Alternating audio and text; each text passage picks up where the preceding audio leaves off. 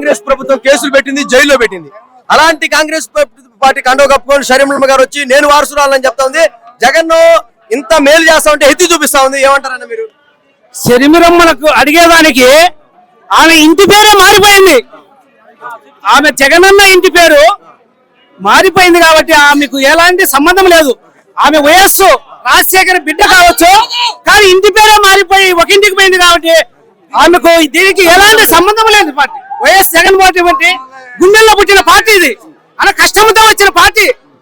అవినాష్ రెడ్డి గారు, జగన్మోహన్ రెడ్డి గారు ఇంత కష్టపడతా ఉంటే ఆయనకు భారతమ్మ గారు కావచ్చు, అవినాష్ రెడ్డి గారు భార్య గారు కావచ్చు సపోర్ట్ చేసి ప్రజల సేవకు అంకితం చేస్తా ఉంటే ఇటు పక్క సొంత రోబోటులు అయ్యి వీళ్ళు అంటే నిప్పులు జరుగుతా ఉన్నారు. ఏం చూస్తారు? అలాగా ఈ వ్యక్తిగత పార్టీ విమర్శల వల్ల ఆ పార్టీ సహకారంతో జగన్మోహన్ రెడ్డిని తప్పు చేయాలనే ఉద్దేశం తప్పితే ఆమెకు జగన్ సంబంధమే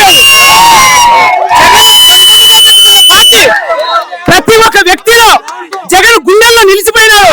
ఎన్ని కీర్తులు పడినా ఇలాంటి షర్మిలమ్మలు, ఇలాంటి ఎన్ని కీర్తులు పడినా కూడా జగన్మోహన్ రెడ్డిని ఏమి తాగలేరని చెప్పి ప్రజలు ప్రతి ఒక్క గుండెలో ఉంది, ప్రతి ఒక్కరి మనసులో ఉంది. కాబట్టి ఇది ప్రతి ఒక్క గుండెలోంచి పుట్టినట్టు చెప్పండి. ముఖ్యంగా ఏదైతుందో రాక్షస పాలన అంతం చేయడం కోసం బీటెక్ రవి బరిలో దిగుతున్నారు. చంద్రబాబు నాయుడు గారు అన్నతోటి అని చెప్పన్నాడు. అది సాధ్యం కాదు, మాటలతో సాధ్యం కాదు. చూసి చూపించిన వ్యక్తి జగన్మోహన్ రెడ్డి. ప్రతి ఓటరు